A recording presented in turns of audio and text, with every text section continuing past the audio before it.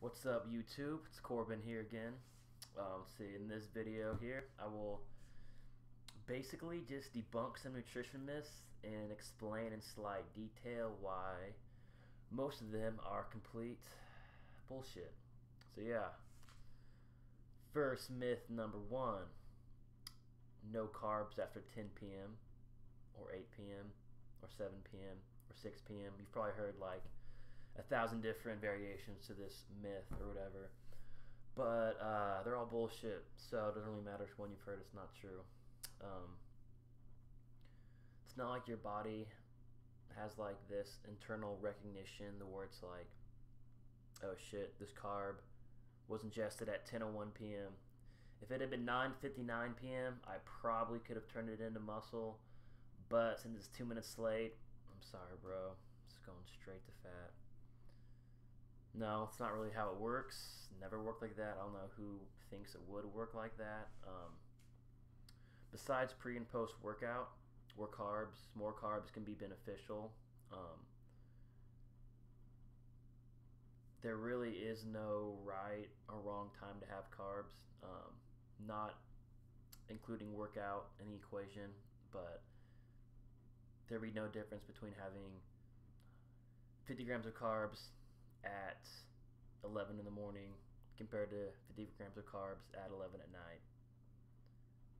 When you look at it in that way, carb's a carb. A carb in the morning is not going to be better for you than a carb at night. It's not like your body's going to turn those carbs at night straight to fat.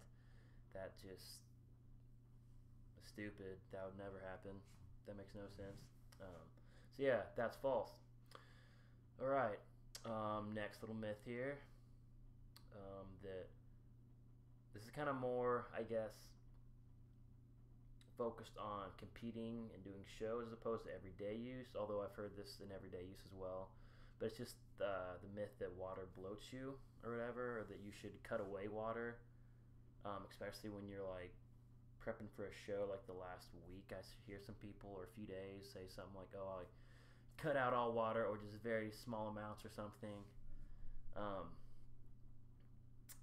Unless you're on steroids or on some type of assistance, pro hormones, that's like the stupidest fucking thing you could do, to be completely honest. I'll be completely honest, I'm not talking about steroids and assistance. I have no idea how that shit affects that. I do know that you do want to cut water a little bit when you're on assistance just because it can make you retain water more.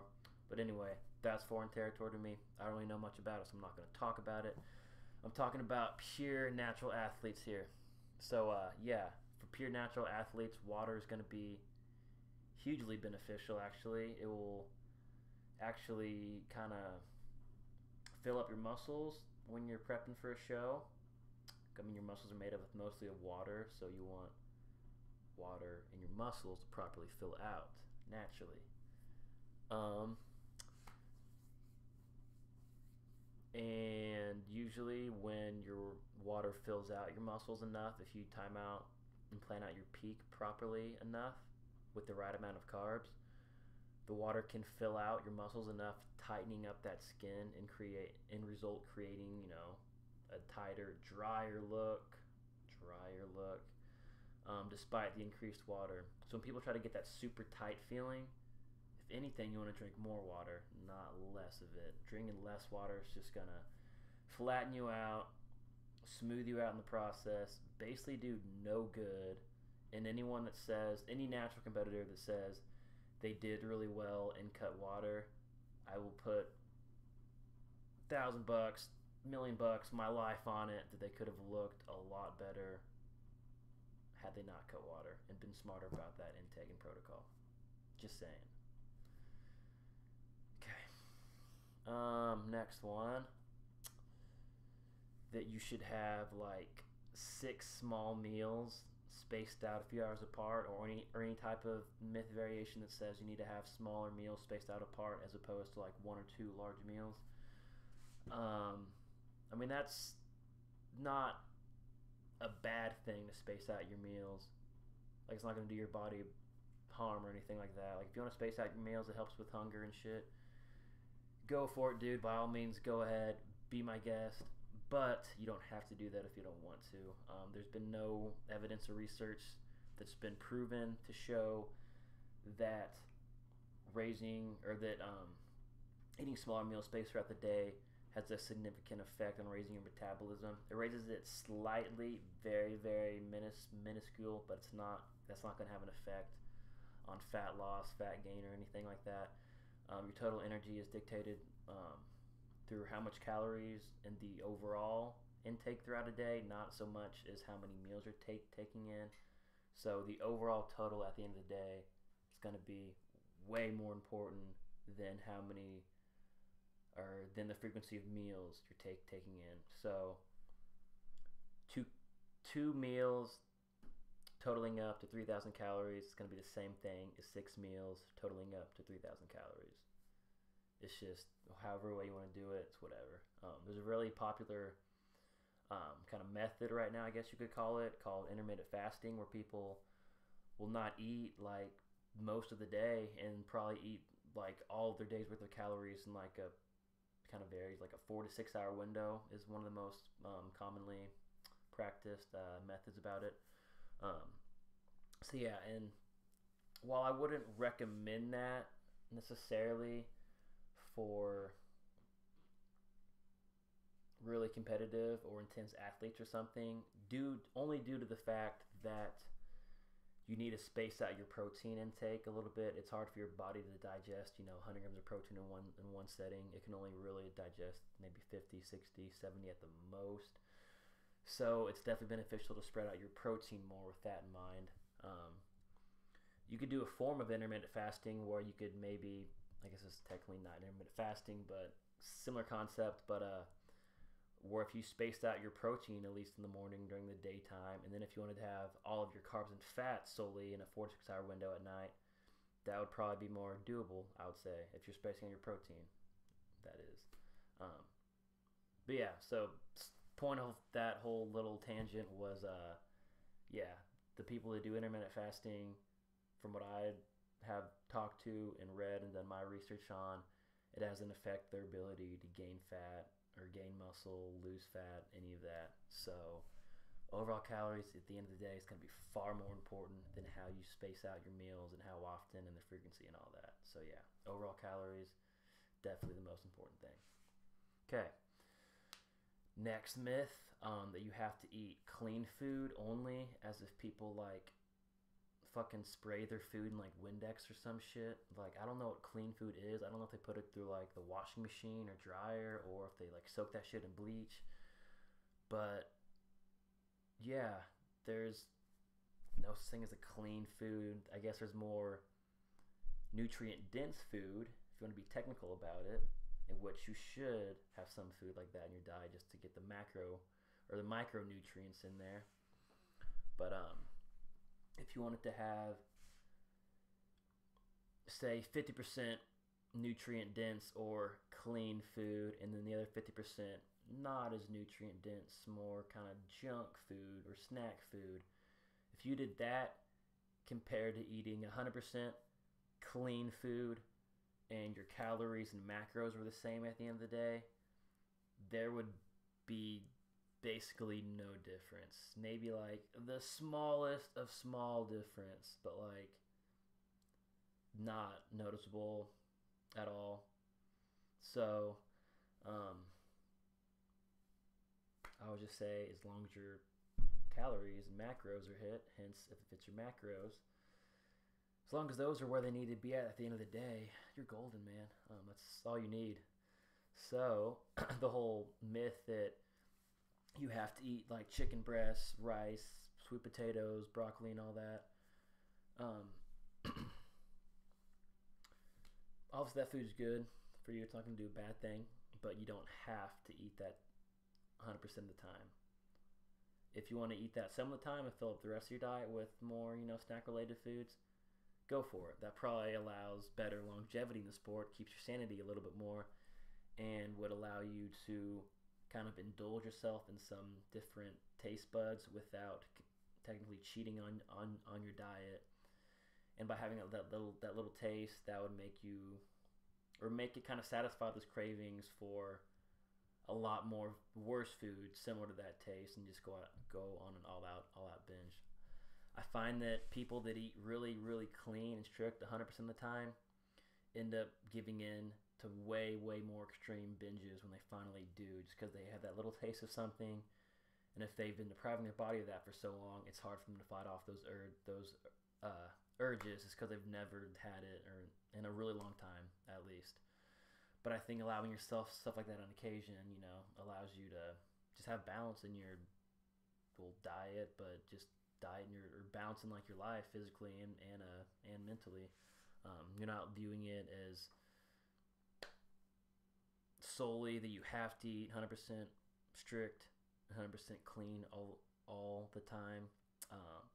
And I say strict as in like, people will only allow themselves to eat like really lean meats or vegetables or something and never have any type of, I guess, processed food or snack related foods, which isn't a bad thing, I guess. But like I said, I just think it's easier to cheat on your diet when you deprive yourself of some of your favorites or certain foods. So yeah, similar to that, next topic is that you have to cut out breads and starches and shit like that if you want to lose weight, which to an extent I could see how that's kind of true, because if you're cutting away breads and carbs, or breads and starches, that means you're cutting away carbs, which is cutting away calories. And to lose weight, you need to cut away calories. So in a weird way, that is true. But to say that you have to cut out bread, and you could have other forms of carbs or something instead of bread, that doesn't make any sense. Like, it's not like bread is like this super evil food that its carbs are like worse for you than like carbs from like, I don't know, like oatmeal or rice or pasta or some shit like that. No, like a carb from a bread is going to be no worse than a carb from like other sources in regards to like fat loss, fat gain, muscle gain, and all that good shit. So yeah, and also related to that, there is the whole thing, if you're going to eat bread, eat wheat bread as opposed to white bread, or brown rice as opposed to white rice, because the whole, it's a lot higher in fiber and the micronutrients are better on it. And that's also true to an extent. The macronutrients are a little bit better, and there is some fiber in there, but it's not a large amount. Like the fiber in like wheat bread compared to the fiber in like a green vegetable or like nuts or beans or something is going to be very, very minor. So you're way better off just kind of getting your fiber through like, vegetables, oats, beans, nuts, all that stuff, than worrying about trying to get fiber through wheat bread or something. So the difference between wheat and white bread in regards to the nutrient profile isn't that extreme or that crazy, and honestly isn't really worth switching over for if that's the only thing you're concerned about, because the actual macros on them, as in regards to the protein, carbs, fat, calories, and all that, they're basically the same. I mean, there's slight difference, but they're basically the same. So they're interchangeable in that sense. So honestly, if you like white bread over wheat bread, or like white rice over brown rice, go for it. The macros are very, very similar, and if you like the taste a little bit better, it makes it easier to stick to your diet by following something that you like the taste of better. Go for it. I think that's the best, just for longevity in the sport, is doing something you can enjoy doing and aren't like forcing yourself to do. But if you enjoy wheat bread and brown rice, then go for it. It's not a bad thing either. All right, last thing here. This video's gone on longer than I thought. Diet sodas being worse than regular soda. No. A lot of people say something like that just because they've heard the stories or myths about the aspartame or some shit like that in diet soda, saying how it's like worse for you than like sugar and calories, and that'll make you gain weight or something. It's, I guess future research or studies could change my opinion on this, but based on everything that I have read, there's been really no scientifically proven research that shows diet soda is really bad for you in the long run, like internal health wise and stuff like that. I've seen no clear evidence that's kind of 100% backed up that theory. And the whole thing that it's it's worse for you in regards to gaining weight than actual soda. That's like the most complete false thing in the world. Like, that couldn't be any more farther from the truth. I mean, it's just simple. Like, calories make you gain weight, right? So regular soda has calories in it. Diet soda does not have calories in it. So if you need calories to gain weight, how could you gain weight off something that has no calories in it? Making sense here? So, like, if you want to have a fuck ton of diet soda on your diet, like if you're cutting for a contest, just cutting for, the summer or photo shoot, vacation, whatever you're cutting for, honestly, diet soda is your best friend. During my last contest prep, when I got super low in calories, super hungry by the end of it, I drank a lot of diet soda, probably more than I'd like to admit. Honestly, probably at least 3, 4, 5, maybe even more cans a day. Honestly, just of like Coke Zero or something similar. It just helped kind of fill me up, helped with my appetite and hunger without actually having actual calories, but just having something to kind of sip on, something to taste that was kind of sweet, just kind of really helped me keep my sanity, keep my cravings at control, and helped fill me up at times when I couldn't really eat as much, but I still need something to kind of subdue my stomach or something. So yeah, diet soda was a huge game changer. I drank a lot of it, honestly, and for other people prepping for a show that has to get down to really low calories, like lower than anyone should ever really have to go unless you're specifically training for a show, I would recommend diet soda because that shit helps. Like, yeah, that shit helps a lot. Some people say stuff to cut it out as you get closer to a show. I'll be honest, I don't know 100% the facts about that because it can kind of affect some people differently. Some people could, bloat for it, like, especially that day after you have it, there's the carbonation can kind of make you a little bit bloaty. That's just temporary. You're not gaining any extra fat or any weight by that or something. But what was I saying? Yeah, so I guess some people, you could bloat. You could still be slightly bloated like a day or two later or something. I doubt it personally, but I guess there's always that chance. So I would cut out diet soda within a couple days of your contest just to be on the safe side. But like I said, I'm not 100% sure on that. Just kind of being a bro scientist about that and giving my best estimated guess there. So yeah, all right. Yeah, that's basically it. That's sort of 6 of the huge myths that I heard a lot. So just to kind of recap real quick, these are all false. No carbs after 10 p.m. Water bloats you for the worst. You should have 6 small meals a day spaced out 3 hours apart. You have to eat clean food if you want to gain weight or lose fat. No exceptions.